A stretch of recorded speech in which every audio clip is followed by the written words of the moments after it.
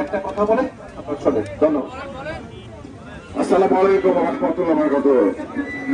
সম্মানিত শ্রমিক ভাইরা, গতকালকে আমি রানা হযরত এবং আমার অন্যান্য নেতাদের সঙ্গে মোটরসাইকেল ইউনিয়নের দেখা করে ঢাকাতে মিটিং এ গেছিলাম এবং মিটিং এ যাওয়ার পর বিকেলে যখন শুনলাম তখন আমাদের প্রেসিডেন্ট আব্দুল হামিদ বিপুল ফোন করে বললাম তুমি এক মিনিট ব্যাক করো। আমি ভোরে এসে ফজর নামাজ পড়ছি, রাত্রে জাম ছিল, আসতে আমার লেট হয়েছে। সম্মানিত উপস্থিতি, প্রশাসনের বিভিন্ন কর্মকর্তা আমাদেরকে ফোন করতেছে, তারা আমাদের সাথে বসতে চায়। কালকেও বলেছিল যে আমরা রাতেই বসবো, সকালে বসবো, বাট তারপরে আর কেউ আমাদের সাথে কোনো যোগাযোগ করেনি। যেটুকু ঘটনা ঘটেছে অনাকাঙ্ক্ষিত ঘটনা ঘটেছে। বাট একটা জিনিস আমরা প্রশাসনকে বলতে চাই যে এখানে মিডিয়ার মাধ্যমে, সেটি হচ্ছে মোটর শ্রমিক ইউনিয়নের শ্রমিকরা দিন আনে দিন খাওয়া খেটে খাওয়া শ্রমিক। এই শ্রমিককে যদি কেউ লাঞ্ছিত করার চেষ্টা করে ভবিষ্যতে, তাহলে শুধু একটা দুইটা দোকান নয়, সারা বাংলাদেশে আগুন জ্বলবে। এবং এই সক্ষমতা বাংলাদেশের কেবলমাত্র পরিবহন সেক্টরে আছে। এবং আমাদেরকে বিভিন্ন প্রশাসনের কর্মকর্তা ফোন করছে, হয়তো অল্প সময়ের মধ্যে বসার একটা ব্যবস্থা হবে।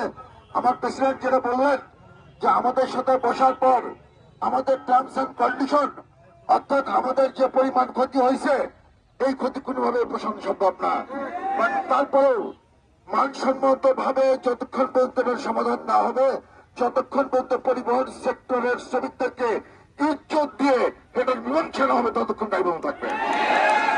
এবং আমরা স্বল্প সময়ের মধ্যেই হয়তো বসার সমাধান নিয়ে প্রেসিডেন্ট যেটা বললেন, সভাপতি যেটা বললেন যে আমরা মাইকিং এর মাধ্যমে এবং মোবাইলের মাধ্যমে জানাই দেবো। ধন্যবাদ। আপনারা সবাই রাস্তা ছেড়ে দেবেন, দিয়ে 600 ইউনিটে থাকেন। পরবর্তীতে বসার যোগাযোগ হবে আপনাদের সঙ্গে। আপনারা সবাই রাস্তাটা ছেড়ে দেবেন, গাড়ি বন্ধ আমাদের পরবর্তী সিদ্ধান্ত না হওয়া পর্যন্ত।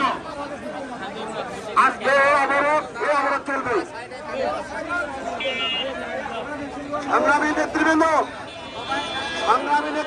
পরবর্তী সিদ্ধান্ত না হওয়া পর্যন্ত আমাদের এই অবরোধ চলবে। আমরা কর্মবিরতি দিয়েছি, এই কর্মবিরতির মাঝে আমাদের একটা সমাধান বের হবে।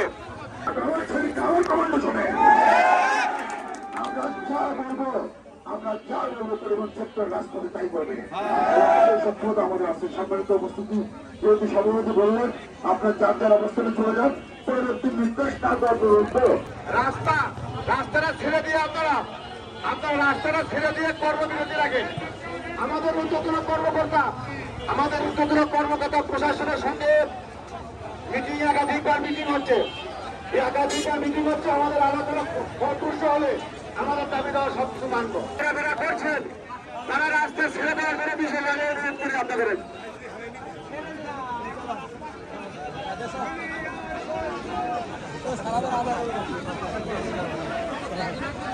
সারা